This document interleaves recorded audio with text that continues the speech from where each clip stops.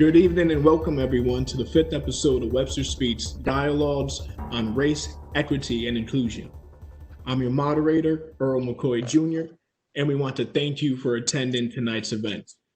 We meet every second Wednesday of each month to discuss issues connected to racism, social justice, and working towards equity.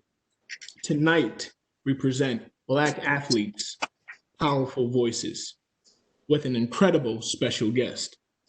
A reminder, during tonight's show, our Q&A and chat functions will be disabled. However, we want your participation. Feel free to join our conversation via Twitter using the hashtag Webster Speaks, or send me an email at earlmccoy24@webster.edu. We'll get to as many questions as we can during our live conversation. And now I'll turn it over to our host, Webster's Chief Diversity Officer, Vincent C. Flewellen. Thank you, Earl. As Chief Diversity Officer, I want to first thank our audience for joining us and for their support of our diversity, equity, and inclusion efforts. So tonight, we're talking about Black athletes, amplifying and sometimes finding their voice and speaking out against racism.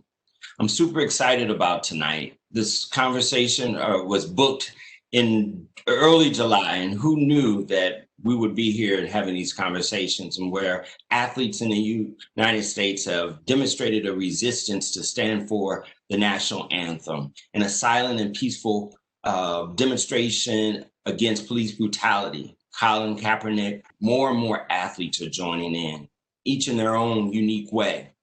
To give us her perspective is Jackie Joyner-Kersee. She is ranked among the all-time greatest athletes in the heptathlon, as well as the long jump. She won 3 gold, 1 silver, and 2 bronze Olympic medals in those 2 events at 4 different Olympic Games. Sports Illustrated for Women magazine voted her the greatest female athlete of all time. Since her Olympic career, she has not slowed down at all. She has channeled her energy into activism. She has created the Jackie Joyner-Kersee Foundation in her hometown of East St. Louis, Illinois, to empower kids and families. Welcome, Jackie Joyner-Kersee. Thanks for having me. Glad to be here. So glad to have you. So the playing field, so to speak, has changed in athletics. Black athletes are sending a clear message. There have been walkouts and canceled games and playoff and final matches in the NBA, the WNBA, the U.S. Tennis Open, soccer, Major League Baseball, and even the NHL. Have they sent a strong message? Yes, I do think it's a message of unity and how important that is for all of us to fight for equality, and standing up, and athletes in their own individual sports coming together so their voices can be heard and utilizing their platform, and even walking away for some athletes what you consider big paydays to make sure that they use this time to really get the message across, and that this time that there's something bigger than sports for all of us. And that they're willing to take a bigger risk, right? So here's a story about what a long way we've come, I think. During the 1991 NBA Finals, Chicago Bulls player Craig Hodges tried to organize a protest when Rodney King was beaten by the LA Police Department officers.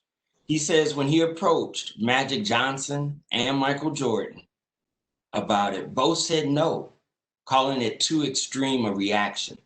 Hodges says personal brand came before unity. What do you make of that? I think with time come healing, come understanding, and why we have to continue to fight, and even during that time, in the 90s versus where we are today.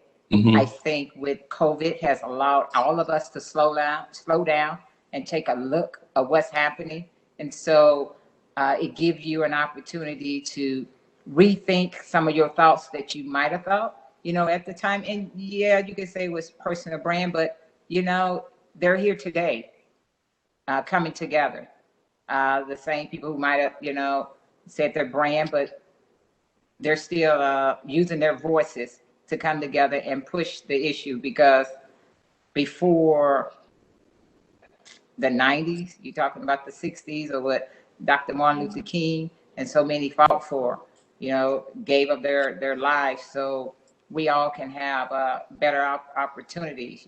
Jackie Robinson breaking the color barrier, or the ash, and Flood making a collective bargain, the sacrifice that so many made. Thank you. So the last time we were at Webster, or the last time we saw you at Webster, you were a featured guest in our Diversity and Inclusion Conference in 2019. You were also the recipient of our annual Champion for All Award. Since then, a lot has happened, and yet nothing has changed.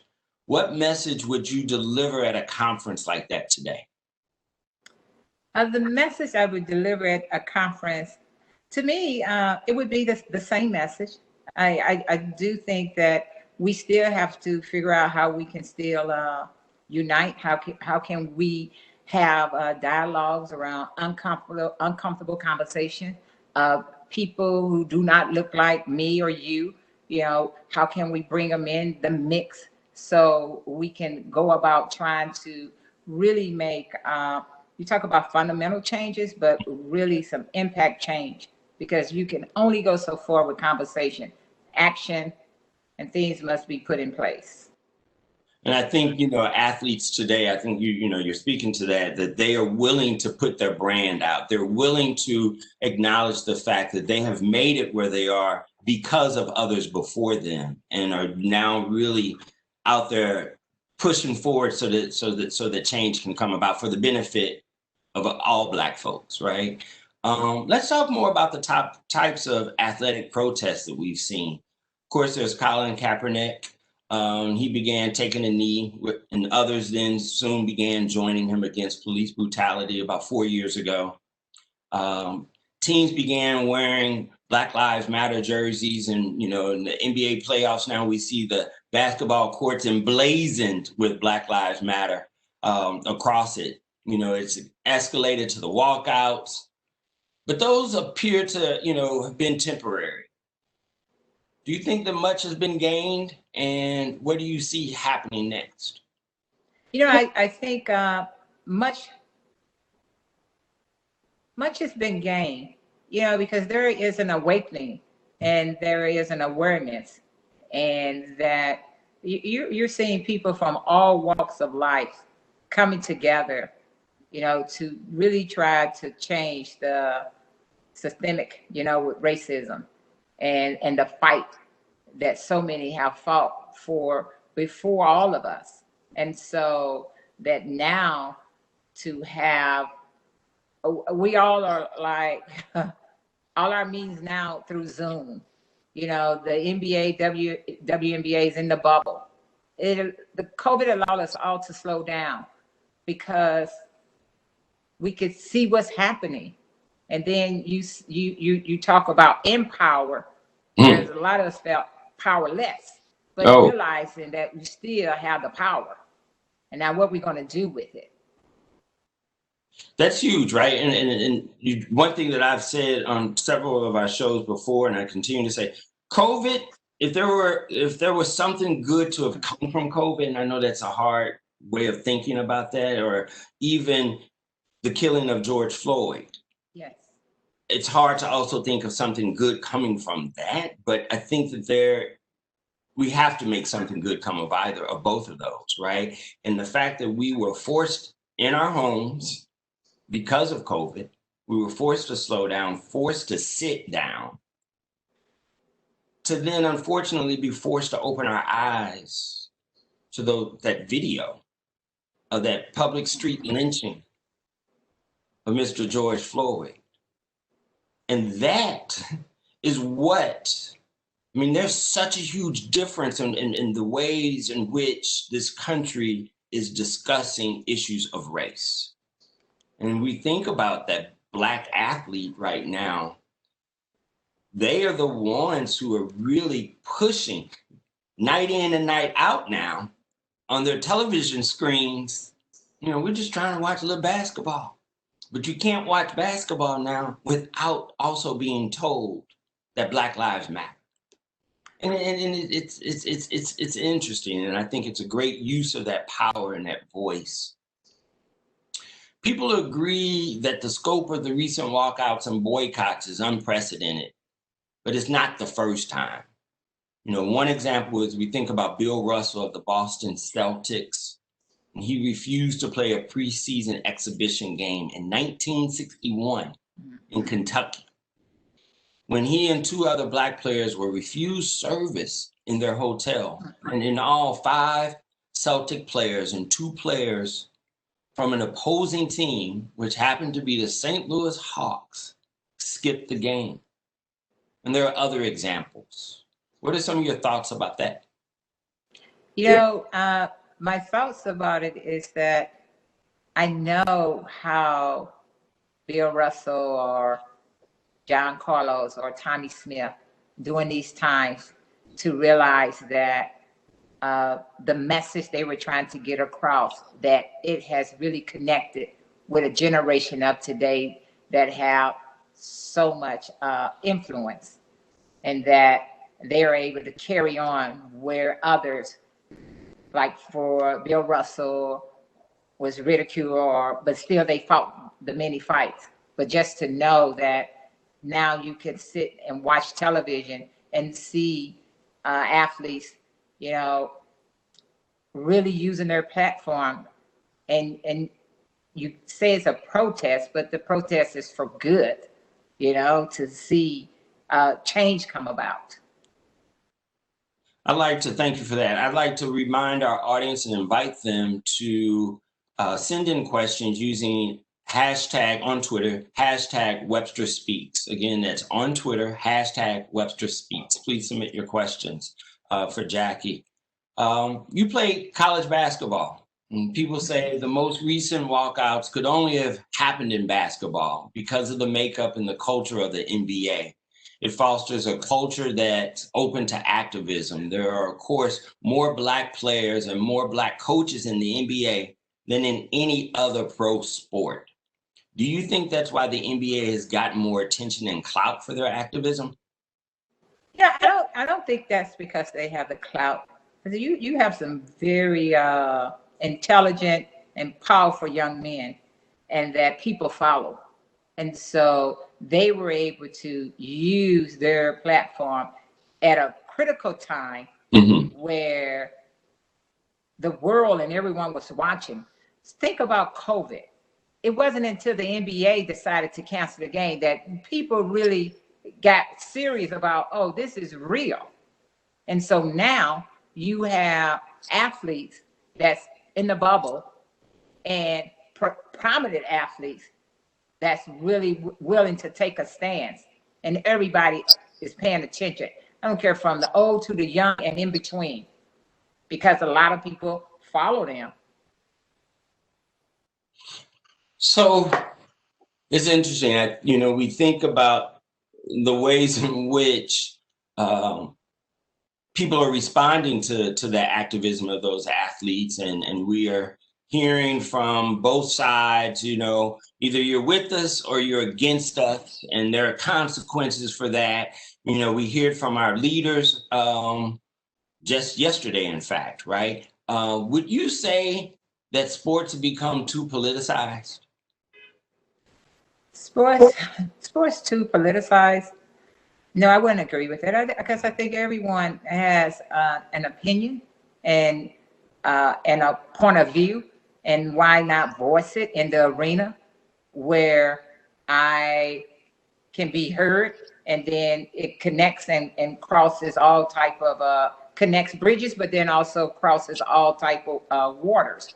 So I would say that it's politicized because athletes want to speak up, but then when our nation or our government boycott Olympic Games, then it's not politicized. So, you know, you can't win either way. But I do feel that freedom of speech, you have a right to stand up and stand up for those who are the most vulnerable. And why not sacrifice to make a difference for a generation that's going to come after all of us? That sounds like just something that we should deal with in terms of being humans and humanity, right? Looking out for others. Yes. And utilizing our privilege in so doing. It's great. Earl, might you have any questions from the audience at this point? Yes, we do. Here's one. The great Jesse Owens, 1937 Olympics, won 14 medals in front of Adolf Hitler and was not allowed to attend the White House ceremony with the white athletes when they met President FDR. Today, President Trump refers to athletes who protest as thugs and refuses to acknowledge them. Is that a sign of how far we have not come? You know,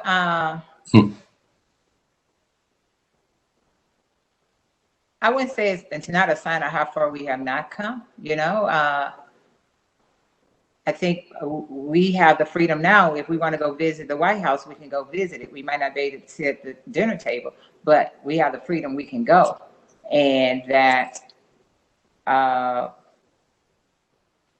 mean, there's still some change needs to come about, but, you know, and it starts at the top. You know, if you're not welcome somewhere, then I'm not going to go. But I do have the opportunity to go and visit on my own. And I would also say, you know,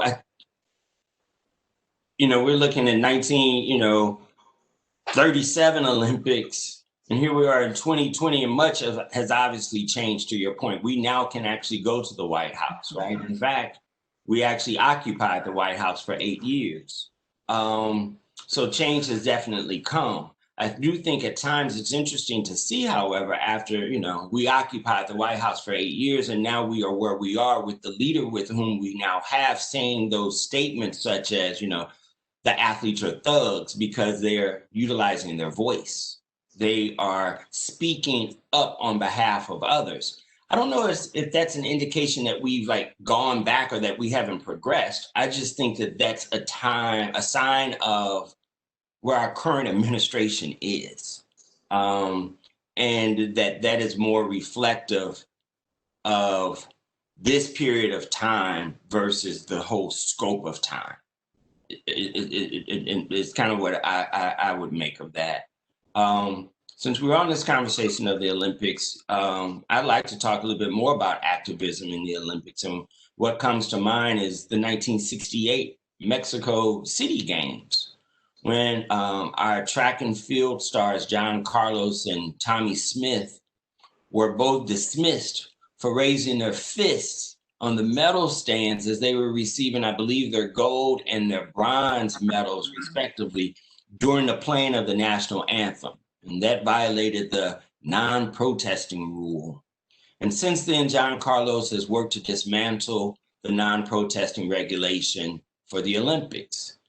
How has protesting, you know a thing or two about the Olympics, how has protesting and standing up for social injustice on the athletic stage changed over time? Has it changed? And what do you perceive as the future of these movements? I think that, has it changed? When I look at the sport of track and field, and a young lady, Gwen Berry, who won at the Pan American Games and stood up and protest against social injustice, and then all of a sudden she was penalized. She's a thrower, hammer thrower, and and it's extremely hard to find support, so change, there's still a lot that needs to be done, because corporations and everyone, some of these athletes, that's the only way they can make some of their living in what they love doing in a sport like track and field. So what John Carlos and Tommy Smith did really is a lightning rod, but still, we're still talking about it, and we're still talking about the struggles and some of the athletes today that might be penalized for standing up for what they believe.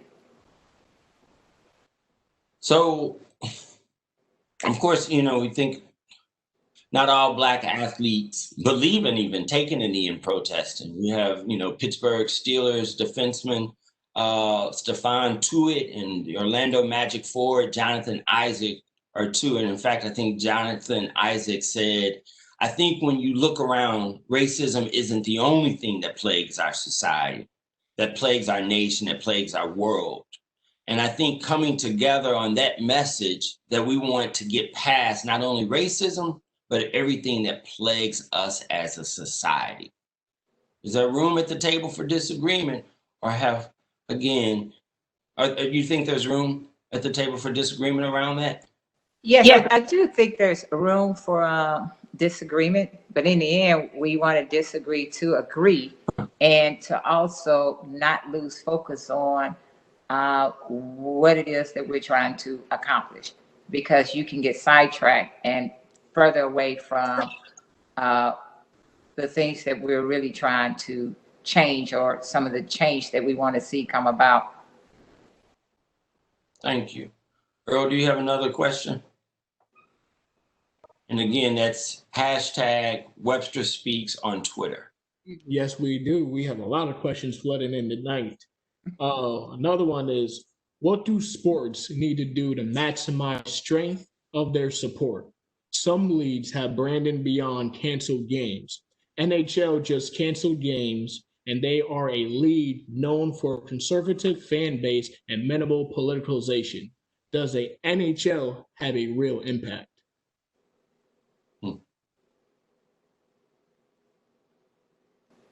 So you're asking me that? Yes. Yeah, we'll start with you. I'll join you later. Okay. I do think NFL have a real impact as they look at the diversity and inclusion, and some people might think no, but I mean, I love hockey, as a fan. And so I think there is room at the table for everyone. When you talk about uniting, you got to bring like minds together, and then also people who might not agree with you, so they can understand, but you can also understand where they're coming from.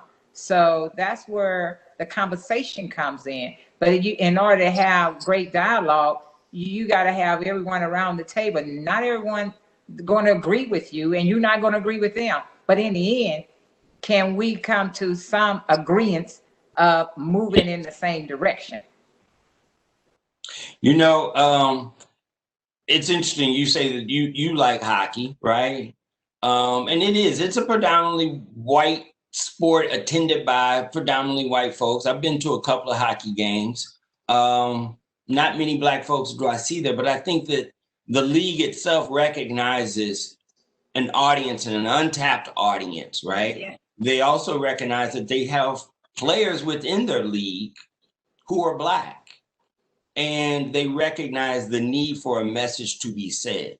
I also think it's true, though, that, we see this even in the NBA. I mean, think of the number of white players who also stand wearing their Black Lives Matter shirts, because their colleagues, their teammates, their friends, their families, their college friends, right? College teammates, they've had these personal connections, and they've heard these stories, and they know these stories to be true. And I think that at some point, even the NHL clearly is beginning to make that shift themselves. I was actually really surprised. I have a friend who works for the NHL and one of the teams, and he and I had some back and forth conversations very early on about this, and trying to find the NHL, just trying to find their place in this larger discussion, because I think they also recognize the fact that they are largely white and that their audience is largely white. And as the question was framed, also fairly conservative. And so, again, I think it's trying to balance that political piece, the audience, but also recognizing the times have changed. And at this point, either I think this is true for organizations. Like either you're with us or you're against us, and you're on for moving forward, because this train has clearly left the station, and it's moving fairly quickly. And so where are you going to fall on that? There are also many cases of Black athletes having their own run-ins with police and experiencing outsized repercussions without reasons. You know, for instance, Milwaukee Bucks Sterling Brown was tased and arrested by Milwaukee police. Tennis star James Blake was slammed to the ground and arrested in a case of mistaken identity in New York. Former NFL prospect Desmond Merrill was slammed to the ground by Georgia police officers after a road rage incident in which he appeared to be the victim of some racist motorist. Kellen Winslow II, son of Hall of Famer and who played 10 seasons in the NFL, was arrested for looking into the window of a home, and he was accused of breaking in. Very much like that Ahmaud Arbery story. No one contacted the homeowner, who said Winslow did not try to break in. He was just looking at the house for his mother. Certainly some Black athletes break the law and they deserve consequences. But still, despite fame, fortune, prestige, and influence, I believe that Black pro athletes are still not immune to unequal treatment by the police, as evident by the examples we just highlighted there. Can we talk a little bit about that? And has anything like this possibly even happened to you or your brother Al or your husband Bob? Oh yes, my brother Al was had an incident in Los Angeles, was pulled over, and it turned out for the best for him, but it could have went in a totally different direction. And I mean, it's unfortunate, you know, and then some people lose their lives because of mistaken identity, or someone call on you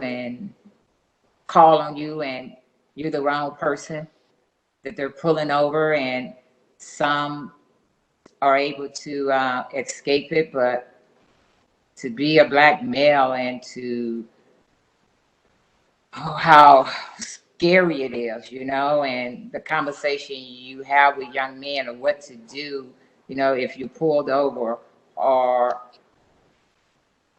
you know, or are you just being profiled, you know, just driving a nice car and you going in one direction and the police is going in the opposite direction, and then all of a sudden they make a U-turn and pull you over, and you ask, well, why did you stop me? And they really didn't have a reason, or they come and say, oh, these tags had a warrant on them, but you can't produce the warrant. I was just having this conversation today on campus with one of our dance classes, and they invited me to kind of come and talk about race. And I was telling them, the question one of the students asked was kind of for me to share some of the experiences in which I've had. And I talked about the fact that when I turned 16 in about 1987 or so, my mom picked me up at Clayton High School, picked me up, took me to go get my driver's license. And that night I wanted to drive and go to a Clayton High School football game. So I asked her if I could drive the car. And she told me yes. But first, she said, let me tell you, and you know, I'm ready to go just grab the keys and go out. And I said, I know, I'm not going to drink and drive. And she's like, no, it's not that. I also want to tell you, you can't drive with more than one or two other people in your car, because I don't want you getting pulled over and harassed. And when you do get pulled over, she told me, and mind you, this is 1987. When you do get pulled over, I want to make sure that you hold your hands up, visible to the police, until they come to your car. And when they come to your car, you ask them if you could then reach for your wallet to produce your driver's license. This is 1987. And that's the story my Black mom had to tell her Black child. And I challenge, you know, our white parents out there to think about when they were told that story by their parents and when they've told that story to their children. You know, another story I think about, you know, is leaving Clayton. You talk about driving a nice car. I didn't have a nice car. My mom had a nicer car, right? And I was driving her car coming from one of my friends' homes who lives in Clayton, and driving down Wydown. To your very point, I'm going east on Wydown, and this Clayton police is going west on Wydown. And sure enough, he turned on his flashers, made a U-turn, pulled me over, and wanted to know whose car I was driving and what I was doing in the neighborhood. You know, my mother's car, and I'm leaving from visiting one of my friend's house because I go to Clayton High School. I'm just a block and a half east of the Clayton City divide. And so it's real. And it was real then, and sadly it's real now, and it's sad. It's true still today for me. I remember about 3 years ago, I left my front door open. I got distracted, was on the cell phone, came in the house knowing that I was going back out, and left my front door wide open with the glass, full glass storm door closed, but the light, the entry light was on. And I got distracted on the cell phone and went out through the side door. And when I returned, I could tell something was not right about my place. And sure enough, someone had come in, had taken my laptop, had taken my computer. Wow. But did I call the police? Did I think to call the police? I didn't. And this was about 4 years ago. I didn't want to call the police because I didn't want the police to come to my house and mistake me to be the person that I'm calling about having broken into my house. And so still today, you know, and I'm just little old me, right? Here you are telling the story. You're an Olympic, 6-time Olympic gold, you're a medalist, and you're telling the story about your Olympian brother and husband and the challenges that they've also had and that you've experienced. It's real stuff out there, sadly, still today. So as we're talking a little bit about white folks and just kind of the lessons and the awakenings that are taking place, what about how white folks feel when Black athletes speak out? You know, here's an interesting quote from Lou Moore, an assistant professor of history at Grand Valley State University. Back in 2016, he told the sports fan website, SB Nation, something that rings true. Quote, in general, there's never really been a space for white people to accept Black people to speak out. When we talk about athletics, people look at it like an opportunity. After that, it's like, shut up, be quiet. When the athletes speak out, white folks get upset. If we're talking about white people, I've never really seen a majority of the white public happy with their Black athletes speaking out. It's a position of privilege of where white people are coming from. And again, I think we can all recall what our nation's leader at one point even said about Black athletes, really, which was just to go play the damn sport, right? What are your thoughts there? Well, I'm glad the athletes are able to speak out and disregard what someone who doesn't look like them want to say, or stop them from speaking their truth and using their platform and bringing recognition on a whole nother level to hopefully help to change the mindset and what to do about systemic racism. You know, so a lot of times, you know, people would say stuff to distract you. So now you get into a battle with words, but we got to stay focused on what the goal is. The focus on trying to help make change and not get caught up in the back and forth wordsmithing, or, you know, to distract you. What would you tell young athletes of color today in terms of how to encounter and to deal with that? And we're talking younger athletes. I would I would say to them, one is to empower yourself with knowledge and to understand how we got into this position and why we're still fighting and why you have to continue to fight, and not to allow the words of someone who really don't know anything about you outside of you kicking a ball, running a race, or shooting a hoop. You know, that does not define you. You know what defines you. Continue to stand out here and unite, and let's make change. Help make change. Thank you. Earl, I'm coming to you for another question from the audience. All right, hold on. Let me get to it. The question is about this topic. What advice would you have for young athletes in high school and or college who feel like they can't show up as themselves because their coach does not support in the Black Lives Matter movement? What advice I would have for them is to they still have to figure out a way to unite. Got to still unite and still, because it's tough. You're seeing it across the board with some of the, you know, the universities that where, yeah, I'm here at your university, but this person has power over me because they can decide if they can take my scholarship, or so it's that they, for me, the athletes got to have some recourse. They got to be able to go to someone that's over that individual, but use what I didn't have when I was coming through school.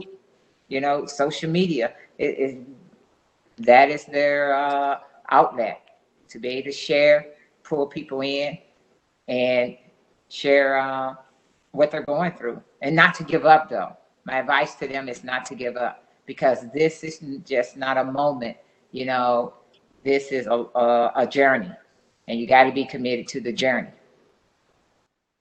Thank you. You're on the board of directors for the USA Track and Field, which is the governing body of your sports.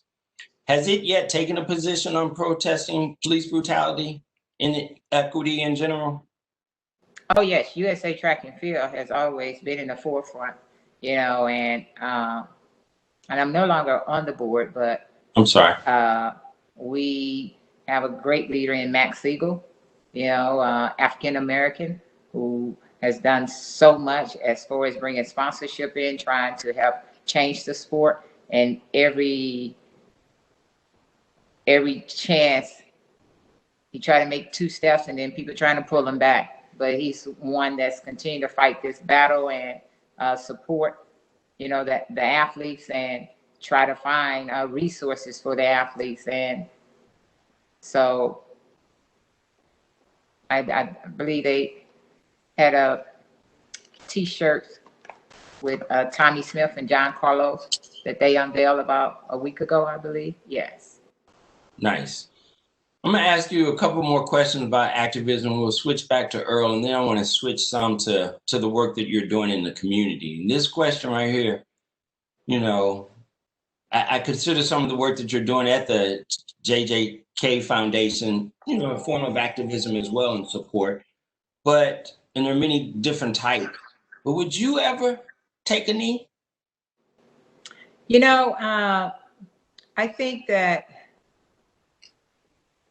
you know, there was a time where I stand up for the American flag, but it's not even about the American flag. It's about kneeling in unity, and I think I could take the knee to unite, you know, with everyone, because you learn that they try to get the focus and make the focus about the flag. It's really not about the flag. You know, I honor the American flag, and taking the knee, you know, even when you think of Black Lives Matter, and it's more about that's a statement of facts, you know. And that's very important. So I can see myself taking a knee. For years I was like, no, you know, because It's how your mind is on something that is not. Because what Colin was doing, I don't think people really connected and understood. It was really about the social injustice that's happening. But then you made it about the flag. And so then everyone was like, how could you do that to the flag? And really, it was about the social injustice. We're good as a nation of distractions, right? And Yes. make it into other issues so that we don't really have to talk about the issue at hand. Yes. And I think that that's where we are right now. These last several weeks have really, I believe, demonstrated that. But I'm so proud that there are folks like Colin and like you, and I take a knee right next to you, Jackie, who are willing to push the point, despite the fact that there are some who want to move on and ignore and be distracted by it. One final question for you, from me about activism before I switch to Earl for a final one as well. How would you describe your own brand of activism? Describe my brand? Of activism. You know, I would say that for me, I've been in this, what I wouldn't call it a battle, the work that I do in the community of East St. Louis, you know, and an underserved community, and trying to empower young people and give them the tools so they can be successful. And most times, you know, people just brush over that because, you know, when you think of equitable is not the same as equal, you know, and just trying to find, you talk about a level playing field. What do that look like for a community like East St. Louis and young people that's in that community, that's families that struggle day in and day out? So my activism is always fighting for the families that are in an underserved community, are fighting for a community that most people don't even want to say the name, East St. Louis, Illinois. So that's my activism. East St. You've been over there for about 32 years, right? Since about 1988. Yes. It's phenomenal. Yeah. It's phenomenal. Thank you. Earl, do you have another question? Yes, I do. How do I, as a white ally, utilize my voice to further the movement without drowning out the voices of my Black counterparts? Oh, I think that's great. I think continue to have the conversations, learning, find understanding, you know, and bringing more and more people to the table, and not being afraid, you know. But and sometimes it's not even, we forget one of the most valuable tools we have is being able to, as they say, lean in but listen. You know. So I think about, you were talking about the work that you're doing over in East St. Louis. You've had a long time partnership with Comcast. Is that correct? Yes, they work with Comcast. Wow. Yeah, and you're creating low-cost internet and laptops. You've provided internet access to more than 4 million low-income people across the country. That's phenomenal, particularly coming back to COVID, right? One of the things that COVID has done is sent families home, kids home for school. What do you think about your role? Because you were doing this before COVID. You were providing laptops and internet access before COVID, but certainly it's in need now. Oh, definitely. You know, that's one of the things. The whole Comcast Internet Essentials was about the digital divide. And even before we, like you said, got into COVID, even like now, working with the young people at the JJK Center, that we are providing remote learning. And it's been very challenging because when everyone trying to log in at one time, you're getting booted out. And parents are teachers are dinging the parents, and they're like, well, where's the student? And you trying to get back on, you know you need more IP addresses to be able to do this. This is what's happening at the JJK, but you realize to be in a position where you can provide. And even though other, what you call it, internet companies, might have access or might give access, but then the thing about what Comcast was doing was it was low cost, no contracts. You could get out of it at any time. Even gave them what you call a little, like a hotspot or something where kids can go and still be able to do their homework, but also to be able to connect with their families and grandparents being able to connect.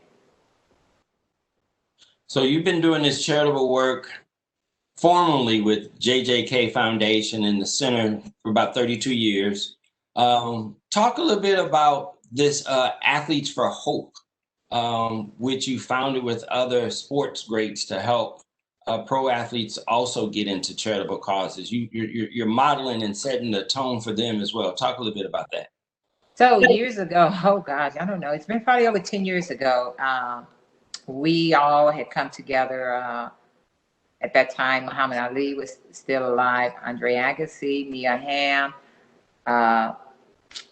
Ward Dunn, oh gosh, the list goes on. And the whole purpose was is being a resource for athletes that wanted to learn more about what they're passionate about, but then how to create their own charities and be able to do some of their own work. And so now it still do something. We were the founding founders, and now that they've changed a little bit, but it's still bringing athletes together, because a lot of times you talk to young athletes and they're like, oh, I don't know what I want to do. I don't have a passion. And I don't realize you might not know that's your passion, but that's your passion. And you don't have to have a whole lot of money to find ways to help people and to continue your passion for what it is you want to do. Good deal there. Earl, you have a final question? Yes, I do. It's a two-part question. And the first part is, what obstacles have you faced as a woman? And the second part is, if you could just say one thing to the community, what would that thing be? The obstacles I had to face as a woman is, it's always trying to have a level playing field, always being, you demand respect, but you also want people to respect who you are, as a human being, not for what you have done, and then how is that transferable into my work life. And the respect comes with paying me what I'm worth versus always finding excuses why not to pay me as a woman.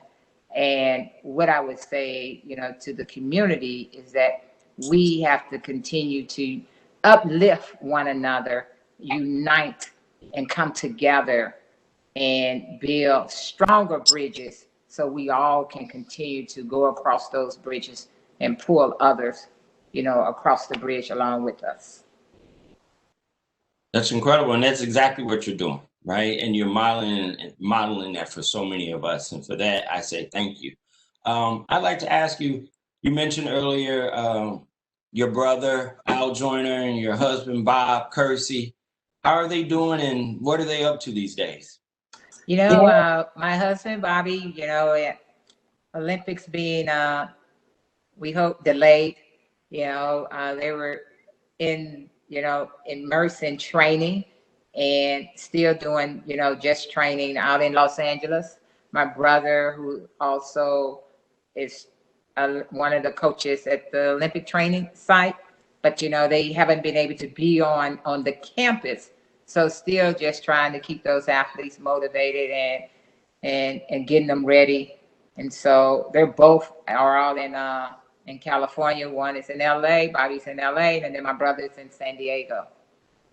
Excellent. And we can't go without saluting and paying tribute to your late sister-in-law, the great Flojo, who was married to your brother Al.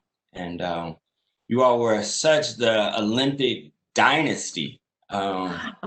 It's pretty awesome, pretty fantastic. I want to thank you for joining us tonight and for this conversation. I want to ask Earl to pull into this conversation President Julian Schuster. Those of you who have previously been tuning in for us know that Chancellor Strobel joins us at the end of each show, and unfortunately she was unable to be with us tonight. And I'm so pleased and glad that President Julian Schuster accepted my invitation to join. And so I'm gonna ask him to make sure that he presses his camera on so that we can see him. And ask him to kind of... Hello. I was just thinking, will Jackie remember me, because I was trying to make a joke. If she doesn't remember how I look, she would definitely remember my accent, So we would connect somehow. It is a tremendous pleasure to see you. The only thing, as I would say, I would say the commonplace, it would be much better to see you in person, Jackie, than to see you remotely. But Vincent, thank you, and Earl, thank you so much for facilitating that, and thanks Beth for not being able to be here, because great opportunity to say hi to somebody. And this is what I wanted to say, if I may, to somebody whom I remember from the galaxy far away. And for me, Jackie Joyner-Kersee, and for my friends, she wasn't neither black nor white nor anything else. She was a great athlete. The athlete who absolutely dominated, and domination is a bad word, who left the mark on everything what she touched in the sports and in athleticism. And that brought me to one question which I would like that on another occasion we discuss, and that will probably add something to the moment in which this society finds itself, all of us. So what is the role of sports? What is the role of sports in our society? How do we see, because the role, how we perceive sports and what is the role of sports in the society will determine what are the athletes, who are the athletes, and what can they do, both as an individual and as a part of our society to institute the positive change.